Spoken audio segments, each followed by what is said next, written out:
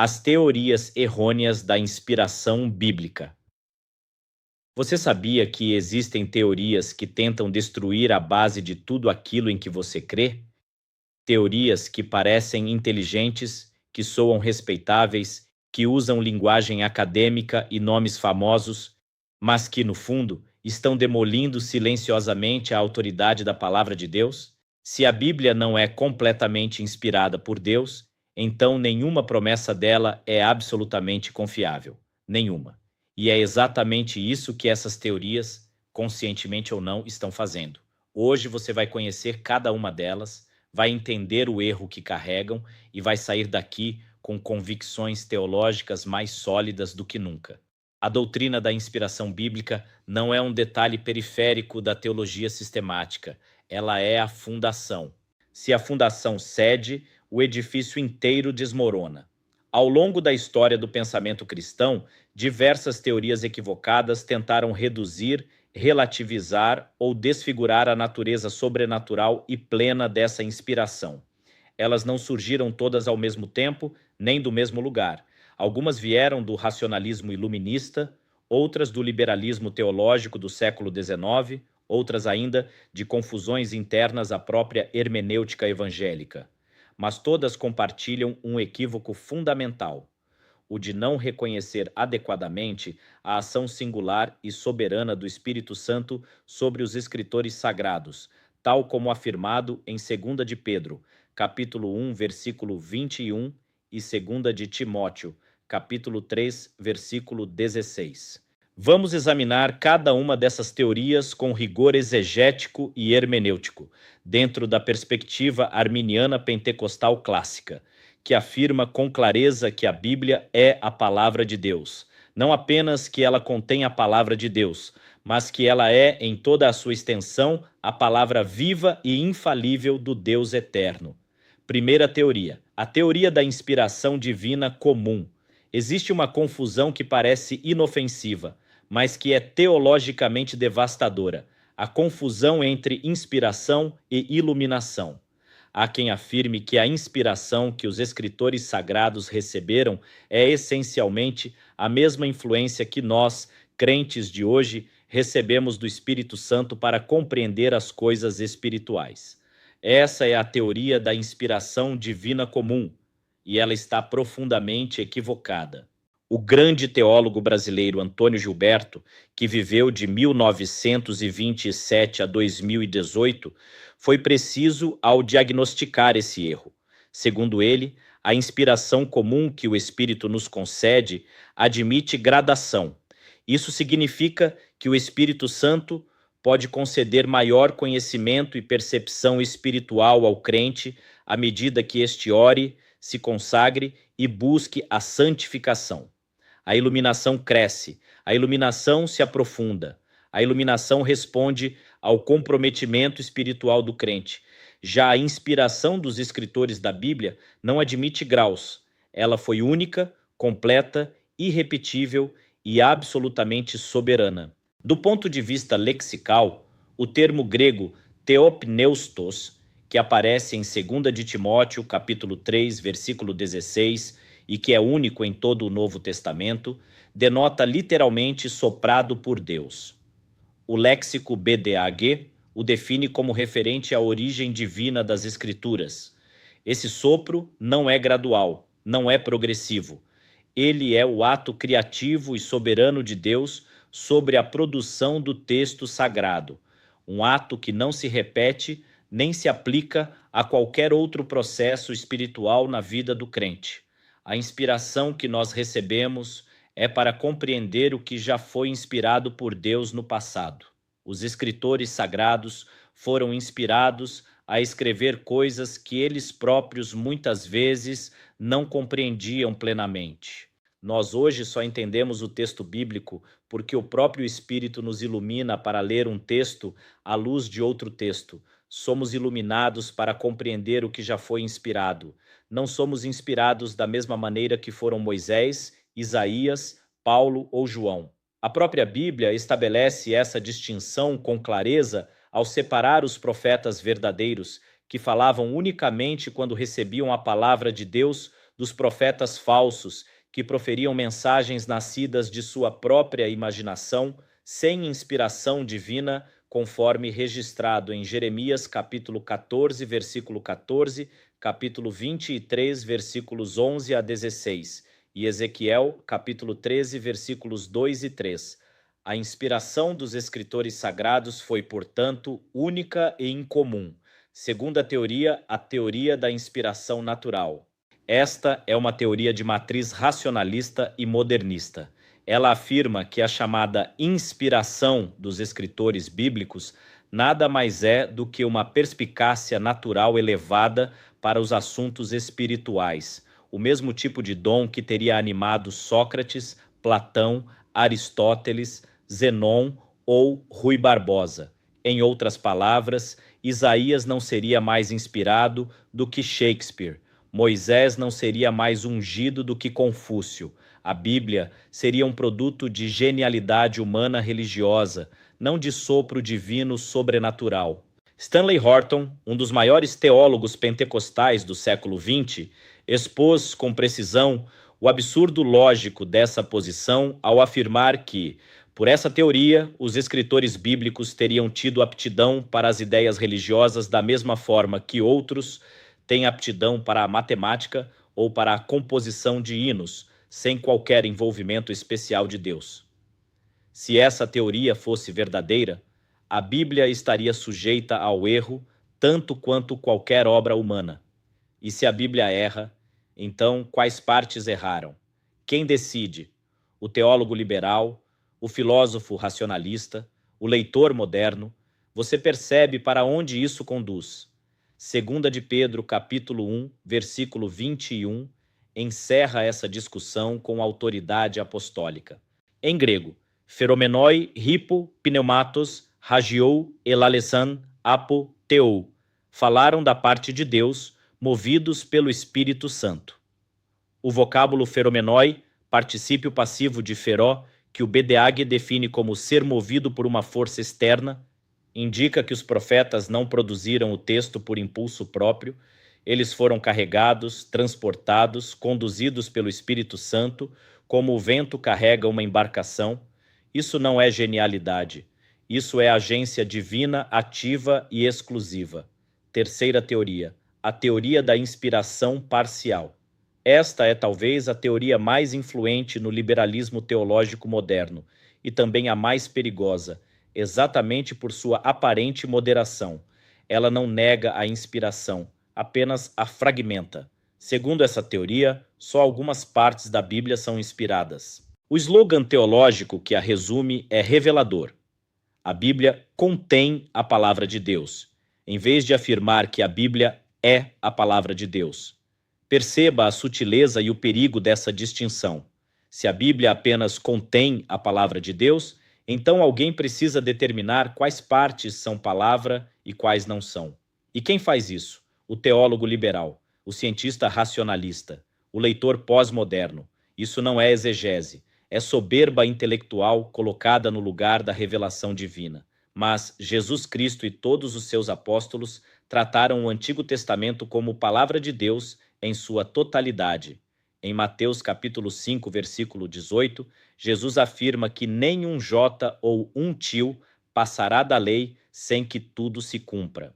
Em João capítulo 10, versículo 35, ele declara que a Escritura não pode ser anulada. Em Romanos capítulo 15, versículo 4, Paulo afirma que tudo o que foi escrito anteriormente foi escrito para nosso ensino. A expressão paulina pasagrafe, toda a Escritura, em 2 de Timóteo, capítulo 3, versículo 16, não comporta exceção. E do ponto de vista científico e arqueológico, o argumento da teoria parcial se inverte completamente. A ciência revisa suas posições continuamente. A arqueologia, a cada nova escavação, confirma o que a Bíblia registrou há milênios. A historicidade de Jericó, de Sodoma, dos reis assírios mencionados nos profetas, das práticas cultuais descritas no Pentateuco. A Bíblia não precisa se ajustar à ciência. É a ciência que, progressivamente, alcança a Bíblia. A inspiração da Bíblia é completa e não parcial, E é preciso dizer com clareza, do ponto de vista arminiano pentecostal, a proposta central da Escritura não é científica nem apenas histórica, é redentora. Deus não nos deu a Bíblia para resolver equações ou classificar espécies. Ele nos deu a Bíblia para nos revelar o caminho da redenção, para apresentar ao homem caído o seu Criador e para conduzir toda criatura ao encontro salvífico com Jesus Cristo, o único mediador entre Deus e os homens, conforme 1 de Timóteo, capítulo 2, versículo 5. Quarta teoria, a teoria da inspiração verbal mecânica. Esta teoria acerta em um aspecto e erra gravemente em outro.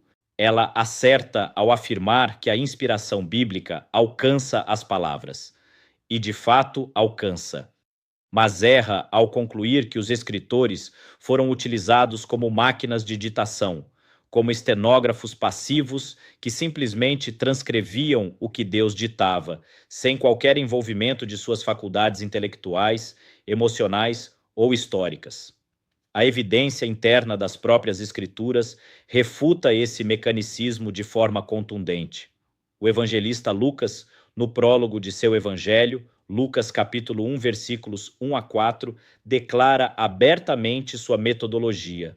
Ele pesquisou diligentemente todas as coisas desde o princípio, consultou testemunhas oculares, ordenou narrativamente os eventos. Lucas usou a inteligência, o método histórico, a capacidade investigativa de um pesquisador sério. E ainda assim, o produto final é palavra de Deus inspirada e infalível. Paulo escreve com a sofisticada argumentação rabínica de um discípulo de Gamaliel. João expressa sua teologia com vocabulário místico, contemplativo e profundamente simbólico. Amós fala com as imagens rústicas de um pastor e cultivador de sicômoros. Cada autor tem voz própria, temperamento próprio, vocabulário próprio, e ainda assim a mensagem produzida é infalivelmente divina. Isso é o que os teólogos denominam de concursos ou inspiração orgânica. O Espírito Santo atuou através das faculdades humanas, não apesar delas.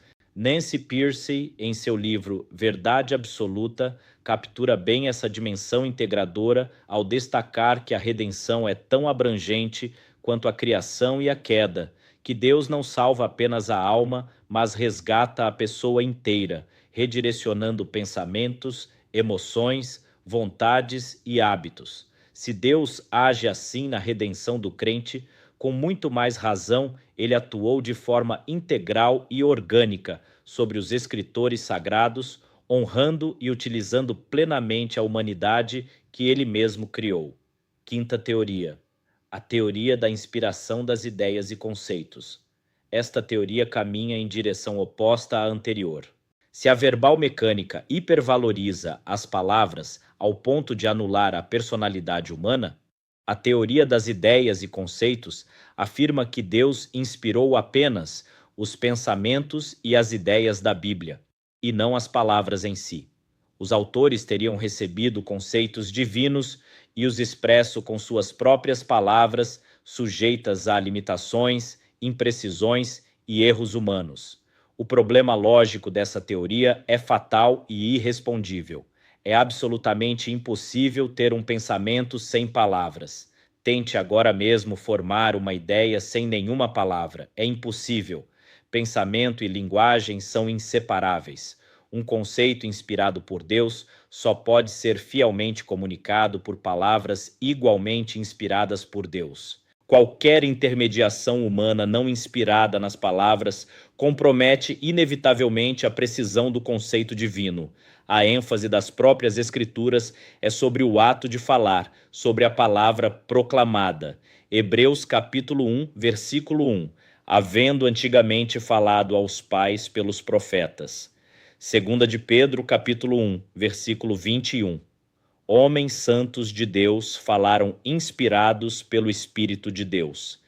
1 de Coríntios, capítulo 2, versículo 13, as quais também falamos. O verbo grego laleo, falar, é recorrente nesses textos-chave sobre inspiração. O BDAG o define como produzir som, falar, e no contexto profético aponta para a proclamação da palavra divina. A Bíblia não foi apenas pensada, ela foi falada. E as palavras foram também inspiradas, como testemunha o próprio Apocalipse, capítulo 22, versículo 19.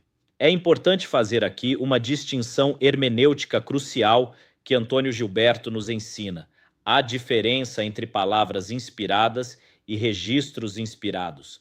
A Bíblia registra falas de Satanás, de pessoas pecadoras, de inimigos de Deus. Esses registros são inspirados, são fidedignos, precisos e confiáveis. Mas isso não significa que o conteúdo dessas falas seja verdade ou que Deus endosse o que foi dito. O Espírito Santo inspirou o registro fiel da mentira de Satanás, não a mentira em si. Essa distinção protege a integridade da doutrina da inspiração sem criar contradições internas no texto sagrado. O panorama completo e a posição correta. Olhando para essas 5 teorias em conjunto, percebemos que elas se movem em 2 eixos opostos de erro.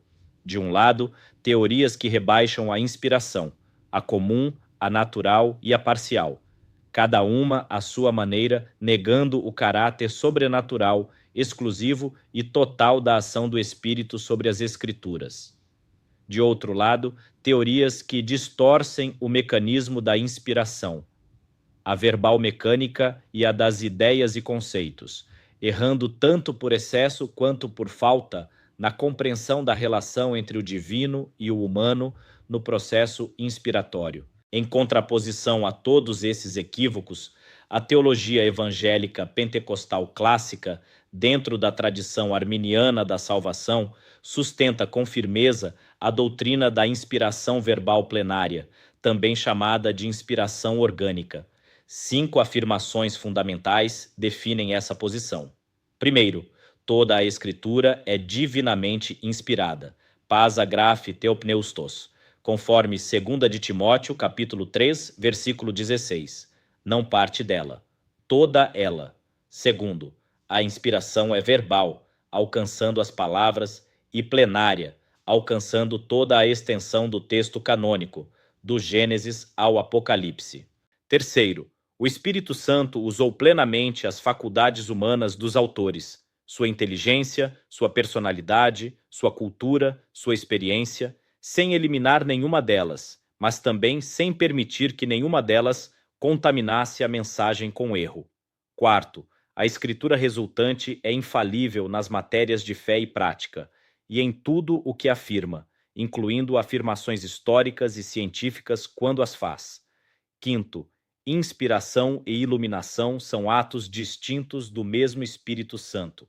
A inspiração foi singular, pertenceu exclusivamente aos escritores sagrados e está encerrada no cânon.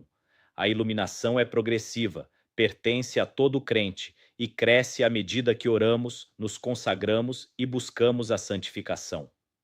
Conclusão. As 5 teorias errôneas da inspiração bíblica não são apenas erros acadêmicos confinados às salas de aula de seminários liberais. Elas têm consequências práticas e pastorais devastadoras.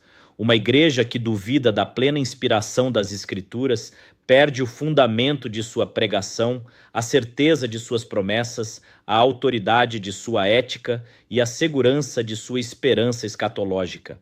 A posição arminiana pentecostal clássica, respaldada pela evidência lexical, exegética, arqueológica e histórica, sustenta que as Escrituras são a palavra de Deus inspirada em toda a sua extensão e em cada uma de suas palavras, não apesar das personalidades dos autores humanos, mas precisamente por meio delas, sob a soberana, infalível e irresistível ação do Espírito Santo. Essa convicção não é negociável. Ela é a âncora da fé, o fundamento do ministério e a base de toda teologia que honra genuinamente a Deus. Se este conteúdo aprofundou a sua compreensão sobre a palavra de Deus, deixe o seu like, compartilhe com alguém que precisa fortalecer suas convicções teológicas e se inscreva no canal para não perder os próximos estudos. A teologia séria, fiel às Escrituras e relevante para a vida. É isso que construímos juntos aqui. Até o próximo estudo.